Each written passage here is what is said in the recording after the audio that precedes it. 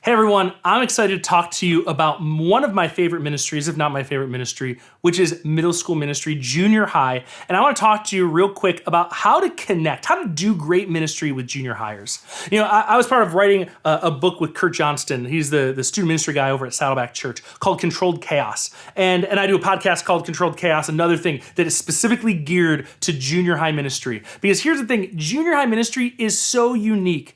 They're asking the question, and I don't know if you knew this or not, the question of, do you like me? I don't know do you remember the last time you asked that question about someone? Now, I know a lot of staff, leaders sitting in the room, you're probably thinking, man, I don't remember the last time I asked that question about anything. Well, the truth is you probably haven't because you're an adult. You're past that whole adolescent phase. Like you're past that whole thing. For them, they're trying to figure out who likes me, who is for me, who can I count on? Imagine asking that question every day and trying to figure out who are the people, especially in an environment for them that's changing. Their social environment is changing. For a lot of them who are going through family changes during these years, it's really chaotic. And then their body's changing. So they're going through personal change too. Now, with all that change that's happening, they're looking for people who they can count on. People that say, and this is easy stuff, people who say, hey, I'll see you next week. And then they actually mean it. Like they're there next week, seeing them, asking them how their day was. For a junior high kid, that's one of the ways you build trust with a junior high kid. When you remember a junior high kid's name and say, hey, Billy, how is everything going? How was your game last week? And you reference facts about them, things that you remember, it changes the whole trajectory of a conversation with a junior high kid. Because now they are known, they feel like they belong because you know something about them. And if you add some fun into that, you're hitting all three of the major psychological needs that every person has, but that's really being formed, the foundation for it is being laid in those junior high years. Being known, a place to belong, and having fun. I want to talk about some of the specific things about junior high that make it so great. Number one, they have this incredible wonder of abstract thinking. The way we think as adults is very, sometimes black and white, very specific, right? They can think in these abstract, creative ways that we probably haven't done in a while. Like, unless you're in a job that is highly creative, which some of us are, most of us are not. Most of us are in jobs where it's very repetitive. We know what needs to be done and we do it. There's a lot, my wife is a psychologist. There's not a lot of creativity in her job. She works in a school district and they have protocols that they follow and national, federal, state standards they follow. There's dates attached to everything. And then there's lawyers involved when you kind of get things out of rhythm. Like it's very specific, very dialed in. For those of us who work in creative careers, we know that, man, things can always be different and things can always, shape differently, look differently. Everything can be different. But a junior hire is living that every single day. They speak the language of creativity and abstract thinking. It means we can start challenging them differently with how to think of the Bible. We can start challenging them differently with what it means to serve. Serving is not just a thing we're doing. Serving is actually having an impact on the people that we're serving. Now that's teaching them something called empathy. We're teaching junior hires and showing them how to look at life through a different lens, through someone else's lens. All of that is given to us through the lens of abstract thinking. It's one of the things that makes junior hires so unique. One of the things, number two, they're unpredictable.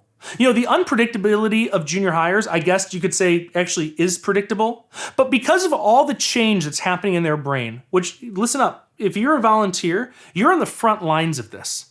My boss gives me this really killer illustration that we as staff members are kind of sitting, we're the generals on the hill and our great volunteers, they're the ones on the front lines doing the work.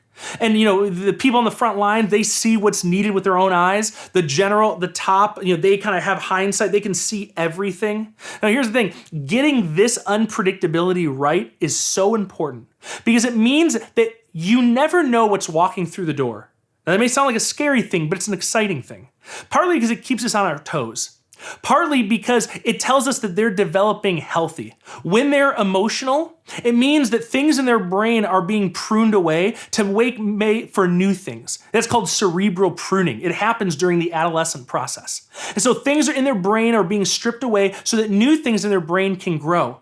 That means new chemicals are firing as new branches of their brain are being made, which leads them to be more emotional and more unpredictable. That unpredictability gives you windows into how God made them in a beautiful way. That unpredictability gives you windows into what they really struggle with. Junior high is when they're kind of starting to figure out how to put masks on, how to fake things, how not to be real. But you get the chance in these moments of unpredictability to get a sense of their emotion, to get a sense of how they're feeling, to get a sense that, wow, they're taking steps in their faith.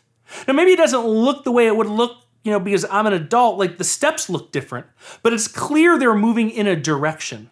That unpredictability gives you a window in. You are not doing a ministry where you know what to expect week after week. There are new things, there are challenges, there are changes. That unpredictability is a strength to junior high ministry. Parents are still involved. That's number 3.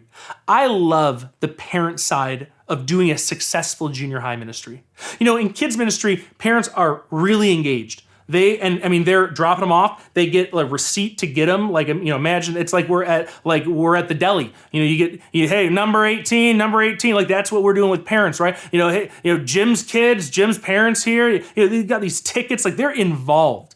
Kids don't go anywhere without parents knowing. Everything is dependent on the parent. High school is completely different, right? High school kids drive themselves.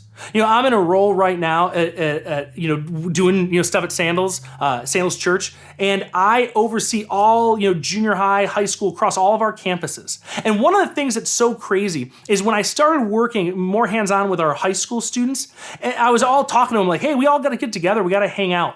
And they looked at me and said, I said, man, when do you think your parents could do it? Like when, maybe you should talk to your parents, see when they can drive you. And they all looked at me and said, dude, like we have our own cars, like we drive. And I was like, oh yeah, totally. And I did the weird robot uncomfortable thing because I'm an old person and I don't get it. But high school kids, they drive, right? So there's a lot more freedom there. Junior high kids are in this weird spot where they're completely dependent on mom and dad to take them places. Maybe they ride their bike, maybe they kind of travel there some other means, but typically mom and dad are driving, especially if it's a late at night thing.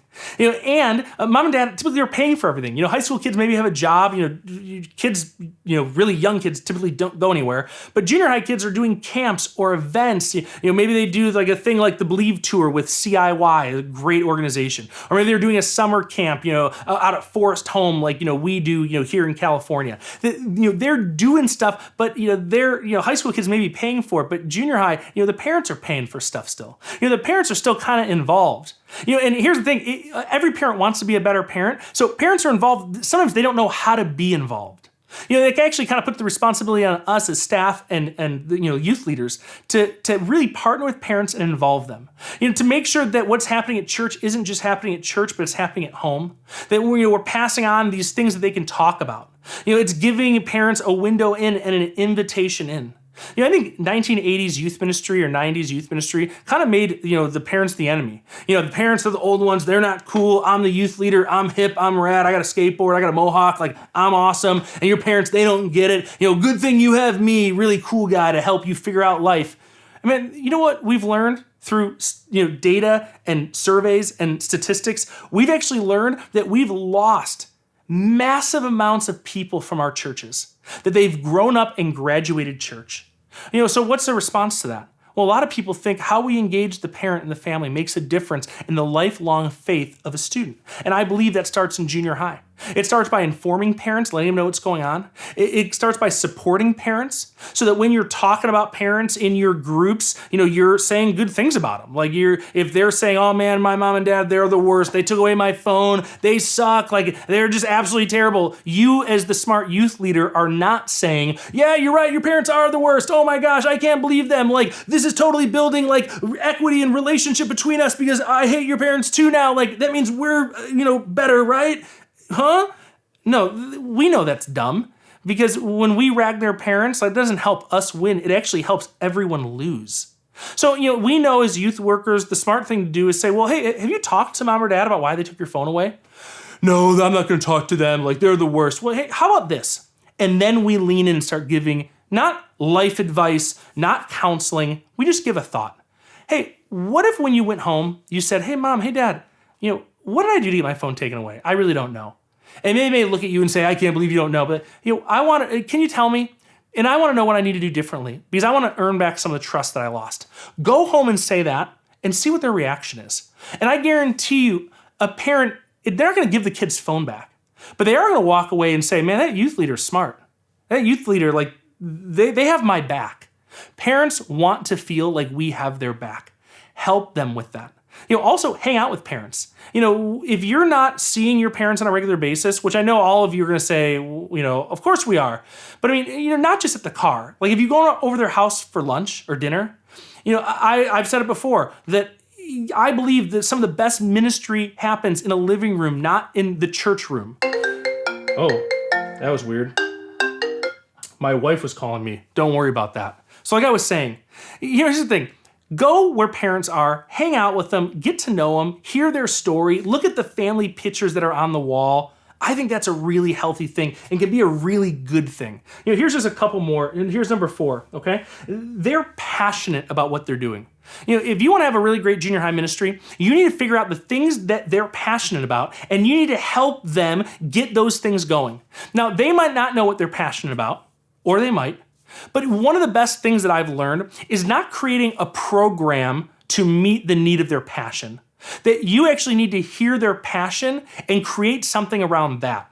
I think typically that I used to think when I was young in youth ministry, that, kids are passionate about serving. So you know what we're going to do? I'm going to plan a whole serve thing for them to sign up to and then come with to have this great experience.